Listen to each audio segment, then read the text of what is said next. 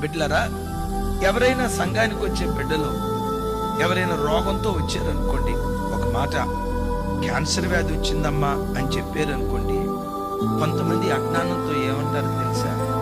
ఏ పాపం చేసిందో ఈ రోగం వచ్చింది. ఎప్పుడు పొర్రపాటున ఎదుటి వ్యక్తి అనుభవిస్తున్న శ్రమను బట్టి మనం జడ్జి చేయకూడదు. ఎంత ప్రార్థన చేసినా ఎవరైనా పేదరికంలో ఉన్నారనుకోండి, వాళ్ళు ఎందుకు పేదరికంలో ఉన్నారండి? వాళ్ళంత భక్తి కలిగిన వాళ్ళు కాదండి. వాళ్ళ ఇంట్లో ప్రార్థన లేదండి. ఆ ప్రార్థన లేకపోవటాన్ని బట్టి వాళ్ళు ఎదగలేకపోతున్నారండి. వాళ్ళ భక్తి దేవుడు మెచ్చలేదండి, అందుకని వాళ్ళ ఇంట్లో ఎప్పుడు రోగాలండి, ఎప్పుడు పేదరికం అండి అని ఎదుటివాడు అనుభవిస్తున్న పేదరికాన్ని బట్టి భక్తి అంచనా వేయకూడదు. ఎవరైనా మీ దగ్గరకు వచ్చి అయ్యో పలానా ఆయన చచ్చిపోయాడండి అని అంటుంటే కొంతమంది ఏమంటారు తెలుసా? వాడు ఎందుకు చచ్చిపోయాడో తెలుసా? వాడు ఎంత దుర్మార్గుడంటే తొందరపడి పుసుక్కుని ఒక మాట అంటారు.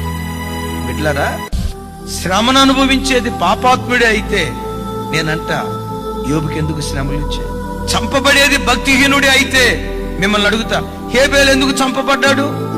కయ్యను భక్తిపరుడా, హేబేలు భక్తిపరుడా? హేబేలు కదా భక్తిపరుడు. మరి భక్తిపరుడేమో చచ్చిపోయాడు, భక్తిలోడేమో బ్రతికున్నాడు. ఎప్పుడు భౌతిక సంబంధమైన పరిస్థితులను బట్టి ఒక వ్యక్తి భక్తిని పొరపాటున అంచనా వేయొద్దు. వీళ్ళు పేదోళ్ళుగా ఉన్నారంటే వీళ్ళు భక్తిహీనులండి, వీళ్ళకు రోగం వచ్చిందంటే వీళ్ళు భక్తిహీనులండి, ఏ పాపం చేయటాన్ని బట్టి వీళ్ళకి కష్టం వచ్చిందో. ఎప్పుడు తొందరపడి వ్యక్తులకు మనం తీర్పు తీర్చనే.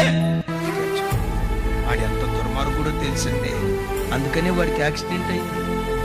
వాడు ఎంత దుర్మార్గుడండి, అందుకనే వాడు అప్పుల పాలైపోయాడు. వాడు ఎంత దుర్మార్గుడండి, అందుకనే వాడికి పిల్లలు పుట్టలేదు. వాడు ఎంత దుర్మార్గుడండి, వాడికి ఎందుకంత అప్పులు ఉన్నాయి అనుకున్నారు, వాడు దుర్మార్గుడండి. ఎప్పుడు పొరపాటున నీ కళ్ళకు కనబడిన దాన్ని బట్టి పొరపాటున తీర్పు తీర్చుకో. అందుకని ఎప్పుడు తొందరపడి ఎవ్వరికీ మనం తీర్పు తీర్చొద్దు.